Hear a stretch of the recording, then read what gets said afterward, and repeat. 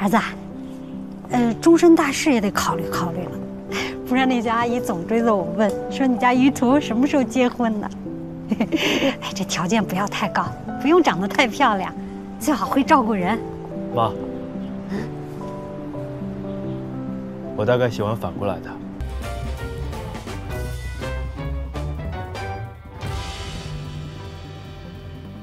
Ibu Du, Anda tidak perlu khawatir. Sebentar lagi kamu akan tahu. Putramu menyukai bintang besar Qiao Jingjing, indah dan mempesona. Hanya butuh perawatan. Itulah yang dimaksud putra Anda secara terbalik. Sejak Yutu menolak pengakuan Jingjing malam itu, keduanya dalam kesedihan, tidak pernah dihubungi. Seolah-olah kedua belah pihak berada di dunia masing-masing, lenyap. Yutu awalnya berpikir selama keduanya tidak bertemu lagi, perlahan akan saling melupakan hubungan ini. Jadi dia mulai bekerja mati-matian siang dan malam.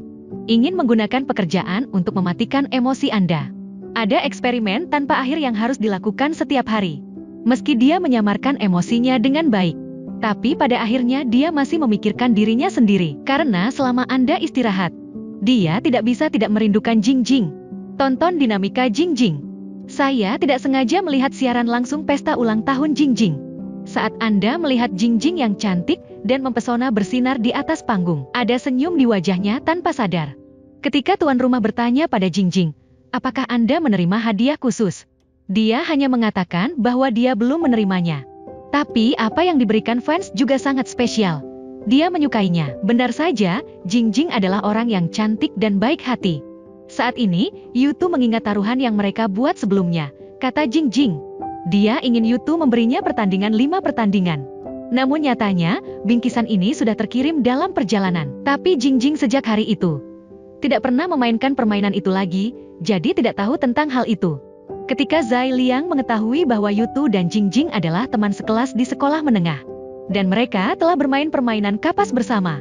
Setelah Jingjing, jadi dia mengeluh kepada Yutu bahwa bintang besar adalah bintang besar, menghilang bahkan tanpa menyapa. Zai Liang merasa bahwa aura bintang Jingjing agak terlalu besar.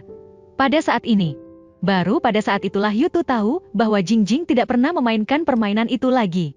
Saya juga sangat sedih. Tapi dia juga tidak ingin Zai Liang salah paham dengan Jingjing. Jadi dia menjelaskan kepada Zai Liang. Saat itu Jingjing memberinya 2 tiket. Hanya saja saya tidak membawanya ke sana. Jingjing tidak menghilang tanpa alasan.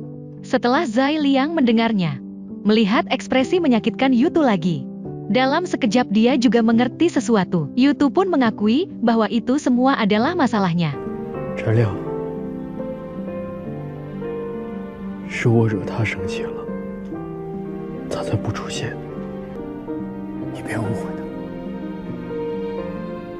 Ini saat yang tepat untuk pelecehan istri, mengejar krematorium istri. Rasa sakit dipisahkan dari Jingjing setelah waktu ini. Yutu akhirnya mengerti, perasaanku pada Jingjing tidak dilepaskan begitu saja. Jadi dia kembali ke rumah, memindahkan komputer lama yang sudah bertahun-tahun tidak digunakan. Mengingat bahwa sebelum Jingjing mengatakan bahwa dia ditambahkan melalui trompet, menaiki kapal sebelumnya dan melihat nama-nama yang dikenalnya. Buka riwayat obrolan mereka sebelumnya. Melihat Jingjing menyapa sangat lucu. Yutu tidak bisa membantu tetapi mengangkat sudut mulutnya. Saya pikir saat itu, Jingjing ingin melewati teman-temannya, tapi Anda melakukan banyak usaha. Akhirnya diverifikasi sebagai penggemar Dirgantara. Akhirnya lulus verifikasi. Untuk lebih dekat dengan Yutu, Jingjing juga sering membaca postingan di forum Dirgantara. Untuk menemukan beberapa topik umum untuk mengobrol dengan Yutu, dia terus bertanya. Tapi jawaban Yutu selalu relatif dingin. Jika Yutu bisa mengambil inisiatif untuk mengatakan satu kata lagi. Sekarang mereka berdua tidak seperti ini. Untuk mempelajari lebih lanjut tentang Tuo Jingjing, cobalah untuk mempelajari sesuatu yang tidak Anda ketahui. Kemudian berbaur ke dalam kelompok penggemar Dirgantara. Saya bisa melihat Yutu atau mengobrol dengannya setiap hari. Bagi Jingjing, itu adalah hal yang paling membahagiakan baginya. Waktu telah berubah. Cheng Yutu melihat catatan obrolan dan terkikik. Ini benar-benar surga, ada reinkarnasi, siapa yang akan diampuni surga? Di masa lalu, Jingjing yang bisa menantikan jawabannya setiap hari.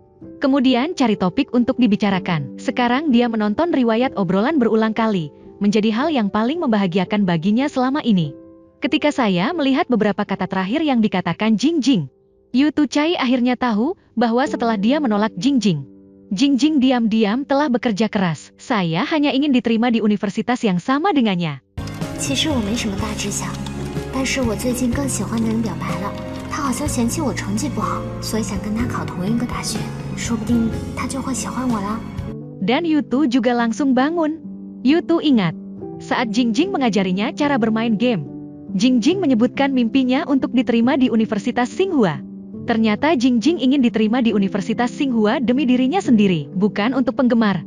Karena kata Yutu, saya ingin menemukan seseorang yang bekerja keras dengannya.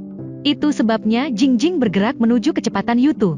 Ingat Jingjing lagi, tahu segalanya tentang dia. Selalu tanpa syarat mendukung impian dan pilihannya. Tapi pada akhirnya dia gagal memenuhi harapan Jingjing, kejam. Dan dengan kejam menolak gadis yang semuanya menatapnya. Saat ini, Yutu menyesal tanpa henti. Lagi pula, sudah terlambat baginya untuk mengerti. Pada awalnya, saya mengatakan bahwa saya memiliki penilaian yang buruk di sekolah menengah. Itu benar. Dia tidak ingin menjadi desertir lagi. Memutuskan untuk mengambil langkah itu dengan berani.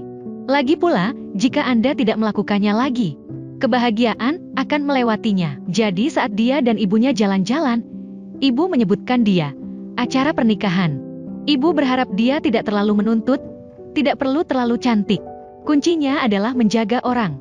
Pada akhirnya, dia langsung membalas ibunya seperti ini. Ma,